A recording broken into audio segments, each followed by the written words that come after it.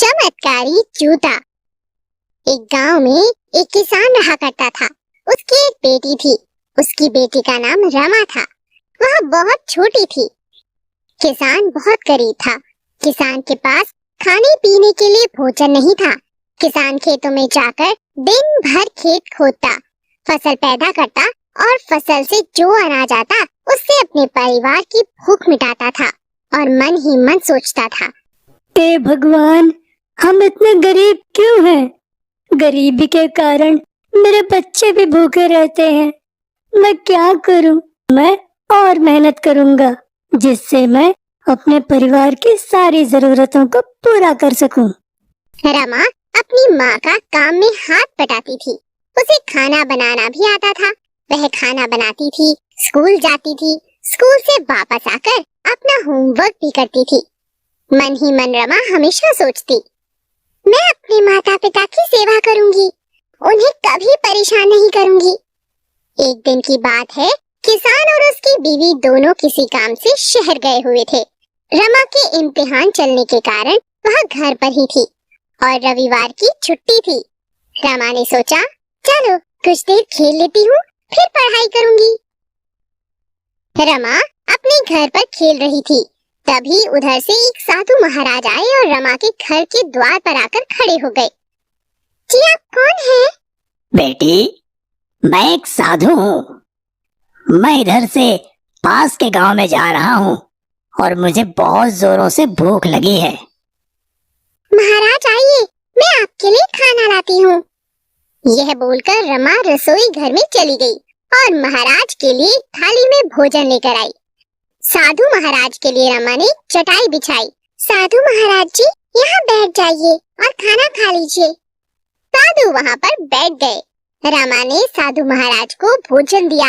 साधु बहुत खुश हुआ और पेट भरकर भोजन खाया और बहुत प्रसन्न हो गया। साधु महाराज बोले, बेटी, तुम्हारा नाम क्या है? महाराज मेरा नाम रमा है। रमा, आपके घर में कौन कौन है? महाराज मैं और मेरे पिता और मेरी माता है। बेटी, मैं तुमसे बहुत प्रसन्न हूँ। इसके बदले में मैं आपको एक उपहार देना चाहता हूँ। यह बोलकर साधु महाराज हाथ फैलाकर मंत्र जपने लगे। इतने में साधु महाराज के हाथ में जूते आ गए और वो चमकने लगे। रमा जूतों को देखकर बोली, महाराज जी ये क्या है? बेटी, ये जूते हैं, लो जूते ले लो।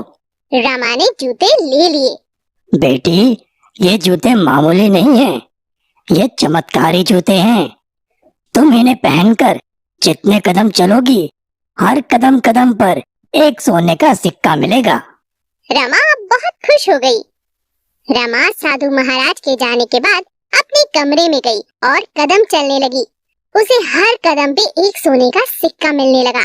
रमा बहुत खुश हो गई और कहने लगी, अब हम अमीर हो जाएंगे।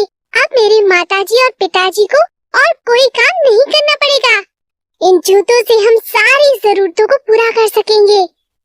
जैसे ही रमा के माता पिता आए तो उसने सारी बात उन्हें बताई और सोने के सिक्के भी उन्हें दे दिए। किसान बहुत खुश हुआ और मन ही मन सोचने लगा, धन्यवाद भगवान जी, ये सब आप ही की वजह से हुआ है। उन्होंने सोने के सिक्के बेचकर अपनी सारी जरूरतों को पूरा किया। एक दिन रमा अपने पिता के साथ जंगल में लकड़ियां लेने गई। वहां उसे वो साधु महाराज मिले। रमा अपने पिता के साथ साधु के पास जाकर बोली, प्रणाम महाराज जी, आपने मुझे पहचाना? मैं हूँ रमा। हाँ बेटी, तुम वही हो ना जिसे मैंने चमत्कारी जूते दिए थे? साधु जी धन्यवाद। जिस समय हमें पैसों की बहुत जरूरत थी तब आपने हमारा साथ दिया, लेकिन अब हम ये जूते आपको वापस देना चाहते हैं। हमें जितनी जरूरत थी हमने इन जूतों से वो पूरी कर ली। बेटा, मैं तुम सबसे बहुत प्रसन्न हूँ। तुम सब ने कोई लालच नहीं है, ये तुम्हारे हैं। चमत्कारी जूतों का ख्याल रखना। ऐसा कहकर साधु जी गायब हो गए। रमा और उसके पिता को कभी कोई आर्थिक तंगी नहीं हुई, क्योंकि बाबा जी का रमा पर और पूरे परिवार को आशीर्वाद जो था। हमें कभी लालच नहीं करना चाहिए।